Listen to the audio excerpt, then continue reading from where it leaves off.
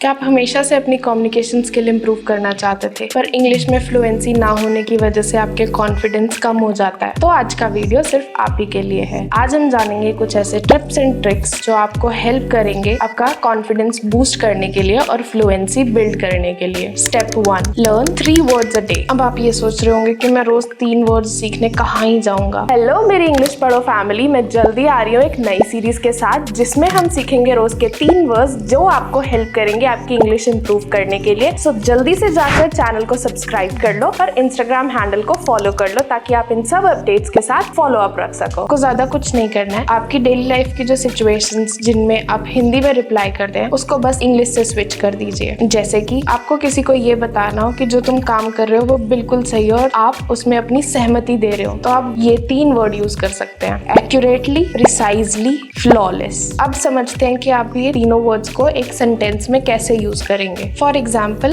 he has accurately predicted the future। अब आप ये कहाँ यूज कर सकते हैं? जहाँ पे अगर आप किसी के साथ काम कर रहे हो और उसने बोला है कि ये चीज ऐसे ही होगी, देख लेना, तो आप बोल सकते हैं he has accurately predicted the future। Second example, अगर कोई आपको हमेशा सही इंफॉर्मेशन हर बार ला के देता है तो आप यूज कर सकते हैं precisely। Justin always provide precise information whenever required। अब कोई ऐसा इंसान है जो अपना काम बहुत अच्छे से करता है तो हम बोलेंगे she works flawlessly। अब मैं बात करती हूँ फ्रेजेस के लिए। अब आज मानो किसी का कोई इंपॉर्टेंट दिन है या कोई एग्जाम है तो आप उसको ऑल द बेस्ट की जगह क्या बोल सकते हो? आप बोलोगे ब्रेक अ लेग, जिसका मतलब होता है गुड लक। आपको किसी वजह से ऑफिस में थोड़ी देर ज्यादा रुकना पड़ गया और साथ में बारिश भी होगी तो आप क्या बोलते हो? इससे बुरा तो क्या ही होना था। अब आप इसको इंग्लिश में स्विच करोगे तो बोल सकते हैं a perfect straw. Step 2, practice makes a man perfect. ये तो आपने सुना ही होगा। अब आपने रोज इसी तरह 3 वर्ड्स और 3 फ्रेजेस को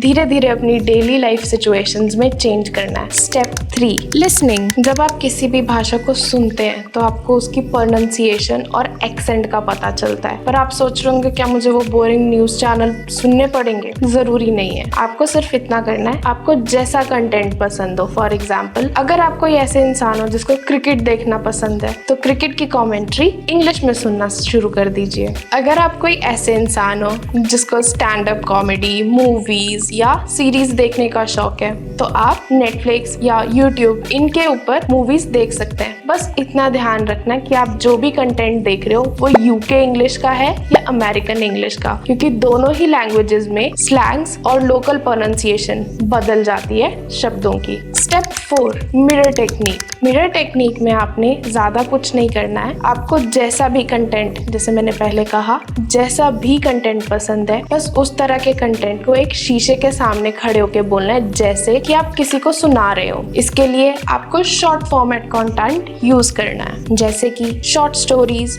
novels, e books, e comics, आपको जो भी कंफर्टेबल लगे, और आपको मिरर के सामने खड़े होकर उसको प्रोनाउंसिएट करना है। इससे आपको 2 तरीके होंगे। एक, आपको ये समझ आएगा कि आपको किस वर्ड पे फोकस करना है, कहाँ पे आपको टोन चेंज करनी है, कहाँ पे आपको वॉइस मॉड्यूलेशन लेके आनी है, किस पॉइंट पे आपको कौन से वर्ड पे एम्फेसिस करना है और किन पे नहीं, कहाँ पे पॉजेस लेने हैं, कहाँ पे ब्रेक्स लेनी है, वो आपको इजीली समझ आएगा। इसका एक एडवांस वर्जन भी होता है जिसमें आप फोन पे रिकॉर्ड कर सकते हैं कि आप कैसे बोल रहे हैं और बाद में उसको सुन के ये समझ सकते हैं कि आपने कहाँ पे ये गलती करी और उस गलती को इम्प्रूव कर सकते हैं। तो ये छोटी छोटी 4-5 टेक्निक्स हैं जिनको आप यूज करके अपना कॉन्फिडेंस बूस्ट कर सकते हैं, साथ ही साथ अपनी फ्लुएंसी भी गेन कर सकते हैं। आज की वीडियो के लिए इतना ही। आप प्रैक्टिस करते रहे और वीडियोस को लाइक, शेयर, कमेंट करके हमें अपना फीडबैक भेजते रहें। अगली वीडियो में हम सीखेंगे ऐसे डेली यूज के सेंटेंसेस जिनको आप इंग्लिश में स्विच कर सकते हैं और अपनी इंग्लिश प्रैक्टिस को इम्प्रूव कर सकते हैं।